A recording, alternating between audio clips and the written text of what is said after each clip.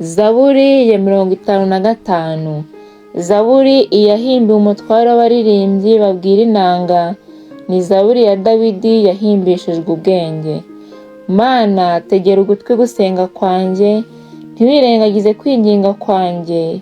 Nyitaho unsubize, kwiganyira bintera gukora hirya no hino bikantihisha, kubw'ijwi ry'umwanzi, kubw'agahato k'abanyabyaha, kuko bandoraho amakuba, bakangenzanya umujinya.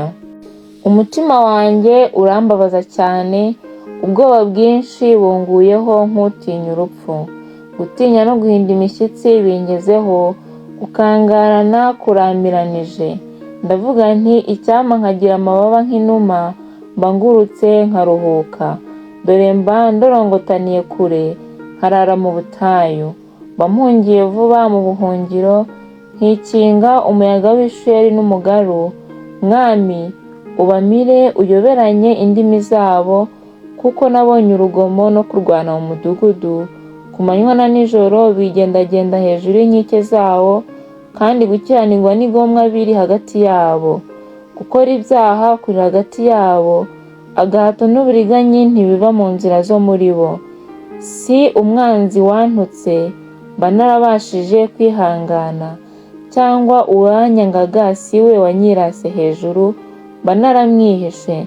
Ahubwo ni wowe uwo duhwanye, uwo twagendanaga, inshuti yanjye y'amagara, twaganiraga tunezerewe, tukagendagendana n'iteraniro mu nzu y'Imana. Urupfu rubatungure, bamanuke bajye ikuzimu bakiri bazima, kuko gukora ibyaha kuri mu mazu yabo no mu mitima yabo. Njyeweho nzambaza Imana, Uwiteka azankiza. Nimugoroba no mu gitondo no ku manywa y'ihangu, nzajya niganyira niha, nawe azumva ijwi ryanjye. Yacunguriye ubugingo bwanjye amahoro kugira ngo batanyegera, kuko abandwanyaga ari benshi. Imana izanyumva ibacishe bugufi, niyo ihora yicaye ku ntebe y'ubwami uhereye kera kose. Izacisha bugufi abadahindurwa ntibubahe Imana. Wa muntu yaramburiye amaboko kubuza abo babanaga amahoro. Yahumanije isezerano rye, akanwa ke kanyereraga nk'amavuta, ariko umutima we wibwiraga intambara gusa. Amagambo ye yoroheraga kurusha amavuta ya elayo, ariko yari inkota zikuwe.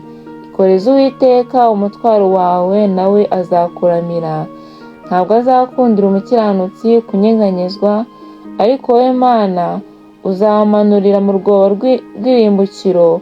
Abicanyi n'abariganya ntibazacagasa iminsi yo kubaho kwabo, ariko njyeweho nzajya nkwiringira.